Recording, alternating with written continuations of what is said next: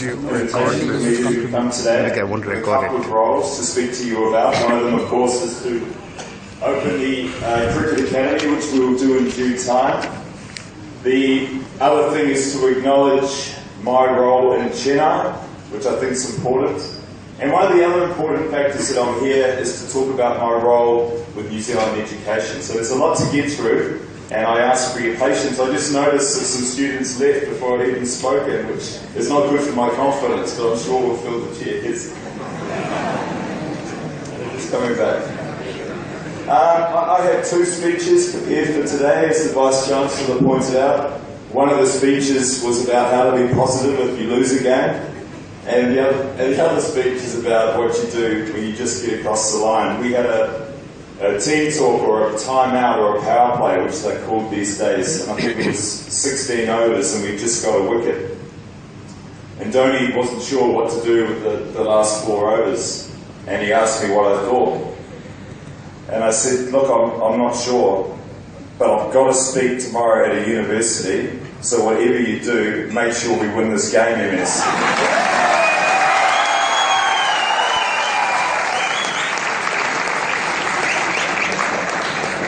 And he said, no problem. He said, no problem, we'll win. He said, but I'm going to make it entertaining and I'll take it down to the last ball. That's how good our captain is. The fact that it was another Chennai player, Albie Morkel, that was almost going to take the game for us was almost hard to take, because he's been a wonderful Chennai player. And the fact that he was single-handedly almost beating us would have been heartbreak to all of us, I'm sure, because we love the players that play for us, but not when they beat us for another team. So the other lesson we learned is the game is about inches. Life is about small margins. And as I sat there for the last ball, and Albie hit the ball, we had a great view of whether it was going to make the boundary. Now, people say education and sport mixes, but I was busy doing algebra calculations, just the angles at which it was travelling, the velocity at which it was going, and I deducted that we were going to lose. That's how bad my maths are. So when it fell just short, at a half metre short, you could almost hear the collective sigh around Chennai, couldn't you? And that was certainly coming from our dugout. But look, it was a wonderful day, and it was, to me, I'm back in Chennai, and I proudly call Chennai my home away from home.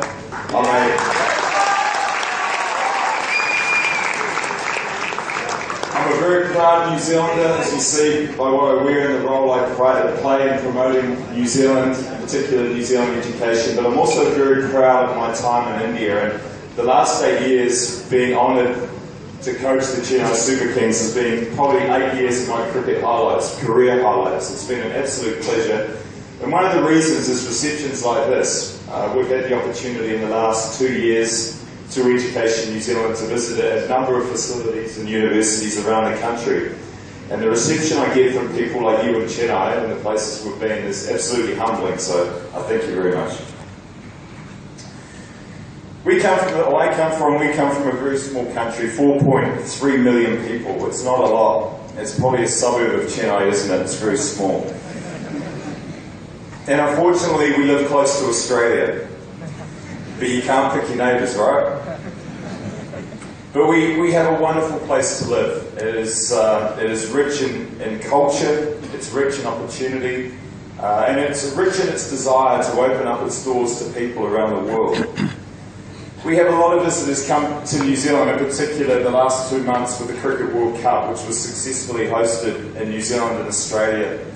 And we promote coming down under, whether it's to play, to explore, to party, hopefully to live, but in particular in this case is to come to study. So one of the reasons I'm here is to open your eyes. You're in this room for a reason. You've got dedication and commitment to your future, and that's very strong and throughout India. It's very strong family values, which we'll talk about, but it's also a very strong characteristic of the Indian culture that education is so important, but it's competitive. And if you think an IPL match was competitive last night, well, I think the education system in India is even more difficult than that.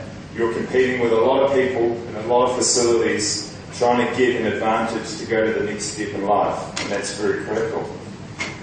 Experiencing a Kiwi way is an option that I want you to consider. We have an unbelievable education system.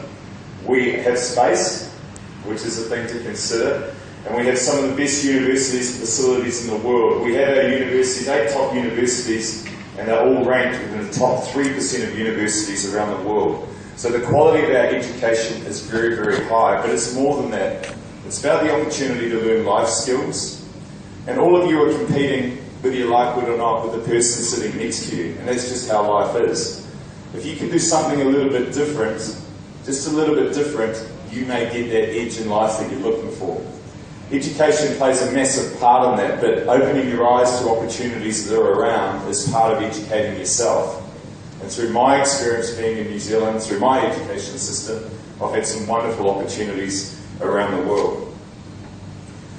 A lot of Indians, I'm sad to say, are starting to open their eyes to the New Zealand way, so time is ticking. And I say that because in the last 2 months there's been a 60% increase in the amount of Indian students that are now using the education system in New Zealand to further themselves. 60% since 2013. So it's not just the traditional routes of going to the UK or to the States or to other parts of Asia. There is actually real opportunities down under. Australia has a good system, ours is a little bit better. But we're in the same sort of region, and what we try to do is encourage you to have courage. It takes courage to make these decisions, and that then comes back to your family values. I know how important it is for families to make decisions on your future and around education, and that's one of your strengths.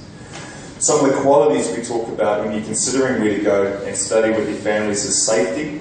Isn't it? Safety is a real concern these days. New Zealand is a very safe place to live and study. It's opportunity. Well, New Zealand has that not only just with its courses that it offers, but also opportunities after you've finished studying or in fact you've qualified. And that is something we look at Christchurch, for example, and the Vice-Chancellor has spent time in Christchurch. We have, which you'll resonate in this room, a very good aviation program and an excellent university that specialises in engineering. Now, 4 years ago we had an earthquake in Christchurch which basically decimated the city. So you think about the structural engineering programs now which have earthquake-specific programs in mind, how valuable that can be to the city of Christchurch, but also from a practical point of view, you putting into place some of the skills you learn. And that's the attitude New Zealand has. It's very open and it's looking for expertise. And it's willing to give you an opportunity to do something that you love, which is why you're here. The courage is important. It takes courage to leave and do something different, but the most courageous people do the most amazing things. And in our country of 4.3 million, we've had some people that have pioneered because we have to. We don't have a loud voice. The internet has helped that. We've been able to pioneer a few things by using the internet and getting the Kiwi voice out into the global way. Having New Zealand coaches in the IPL helps. You've got Daniel Vittori from Bangalore.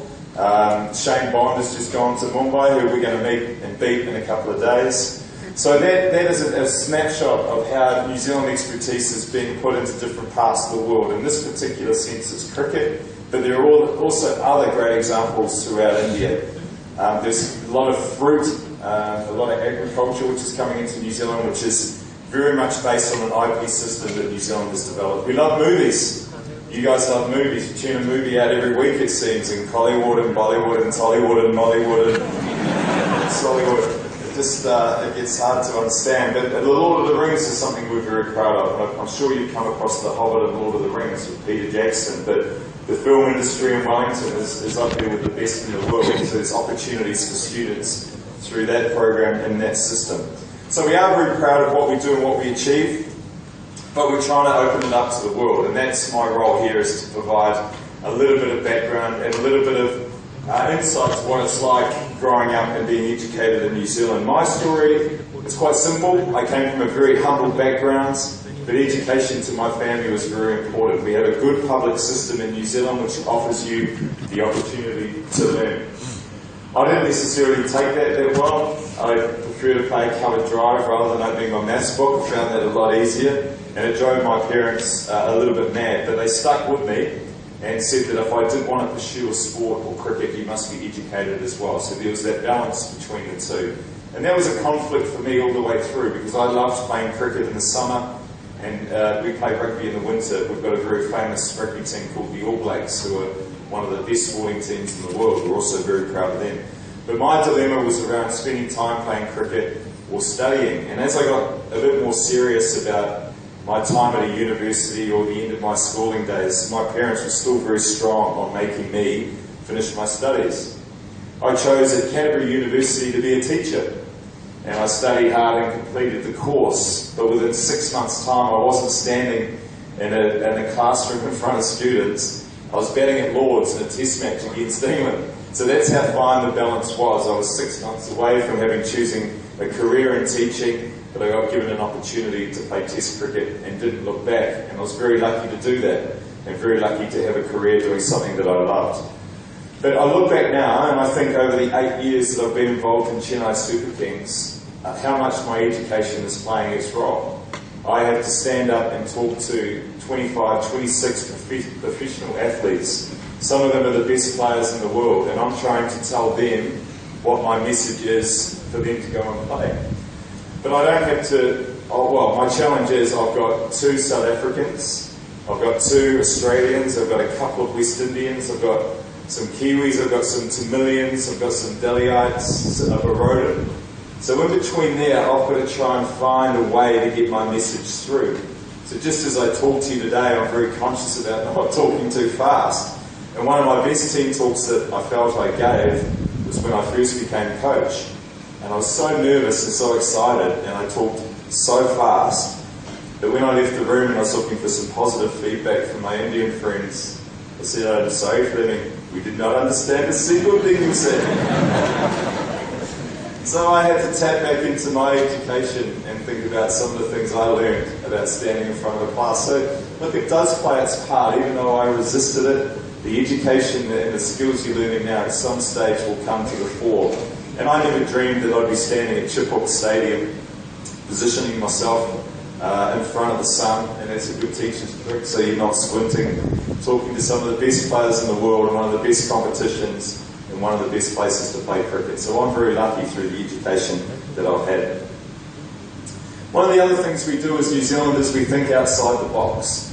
And what I mean by that, we try and think differently to everybody else. We have to be innovative, because with 4.3 million, we don't have the scale to be able to put products in there and have success. We've got to make sure that they're either best in the world, or they're really going to fit into a niche market. So we have brilliant people and brilliant businesses that think of ideas for the rest of the world. The challenge is then how to spread that out. And in a global sense, we need help with that.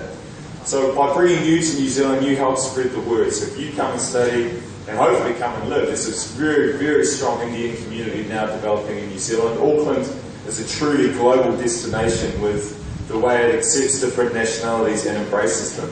And that's represented in a lot of the polls that come out that will tell you about how high up we are in lack of corrupt practices, quality of life to live, and just general well-being, and the safety aspect, which is also important. The other thing about New Zealanders is the way we do things. In the last Cricket World Cup, I think we saw a really inspirational captain in Brendan McCullum. Brendan McCullum plays for Chennai, so he deserves a clap. He's one of us.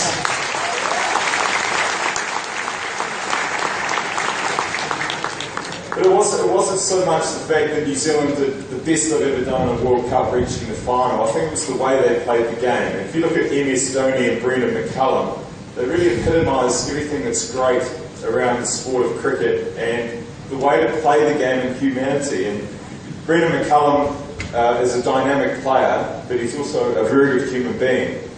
And the way he conducted himself during the semi-final with the South Africans, and then the way he handled a little bit of conflict with the Australians, was really the New Zealand way. And as a New Zealand public, we were very proud of that. And I think there's a lot of synergies between the soft, well-natured manners or mannerisms of the Indian public, and it endears us as New Zealanders because there's a lot of synergy between that. So I stand up here with a real close bond between the two countries. We share food, passion for food and movies, and in particular cricket. But I think there's also a lot of strong synergies about the way we operate and the soft nature and kind-hearted nature in which we operate towards our friends and family. And that is also important when you're considering New Zealand as a place to hopefully study and maybe live. My final story, to me, ices the cake for that point, and it happened back in 1979. say 1990, or 2000, because I sound old if I say 1990. So 2004, that sounds like a good year. New Zealand were playing India at the Basin Reserve. And the Basin Reserve is a beautiful ground in New Zealand. It's very green, it's got trees all around. The Hindustan trees, which are our Christmas tree, beautiful red flower. And on this given day, Wellington can be a very windy place. Peter comes from Wellington, and will appreciate when I say it is very windy. We have a little bit of a breeze, a sea breeze at Chippewa, but it's nothing like Wellington. And on this day, it was blowing so strong that as it was blowing through my helmet, it was like wind chimes. And you got the bars in your helmet, and they make quite a loud noise in your ears, and it's very, very difficult to hear. The other thing that happens is any fast bowler that bowls with the wind behind them, they seem to grow a bit taller and start bowling a bit faster. And on this given day, Javagal Srinath, who was a wonderful Indian bowler, he was a fantastic Indian bowler. He wasn't overly quick, but on this day he was bowling downwind, and he was bowling very fast. And the Indians were clapping and enjoying it and loving it. And as a tall batsman, it's very hard to concentrate with the wind and a guy bowling fast. And I was apprehensive, and sure enough, he was bowling me a couple of bounces. I didn't play it very well, and it hit the top of my helmet. When the ball hits the helmet, it's like the town bells go off. It's just a big reverberating sound. The fillings in your teeth start shaking, and you get into a reaction where the adrenaline starts pumping, and it's called fight or flight. You either take flight and run away from the situation, or you stand and fight. And in this case, I looked up at my teammates, and my head was shaking, the ball had gone down to fine legs, so I had to run. And as I was running past down the wicket, I was thinking, gee, what am I going to do? Everything's still in place, it's all okay, so it's fine. And Javagal Srinath was standing there, and he was saying something to me. And coming back to language, I don't know if it was Hindu or Tamil, I'm not sure what, from Karnataka, what he speak, I wasn't sure, but I couldn't hear him. And he kept going on, and I assumed, after coming from a series against Australia, that he was sledging me. And I thought he was abusing me, and I wasn't happy about that, because he hit me, he won that ball, and as I was walking down, wounded down to the other end, he was abusing me. And he carried on, and as I got to the other end, I thought, I can't have this. I'm the captain of the national side, my team's sitting up there waiting for me to lead. I've got to make a stand. So I threw my bat down and hit my gloves, and threw my gloves down, and I walked towards Javagal as he's walking back to his mark, and he stopped, and he was still chuntering away, and he turned around and came towards me like a cricket confrontation. That doesn't happen. We're softies, cricket, so cricket confrontation. But I said to him, Javagal, why are you doing this? Why are you abusing me? Why are you being like this? And he came closer and closer, and he said, Fleming, I was asking if you're okay.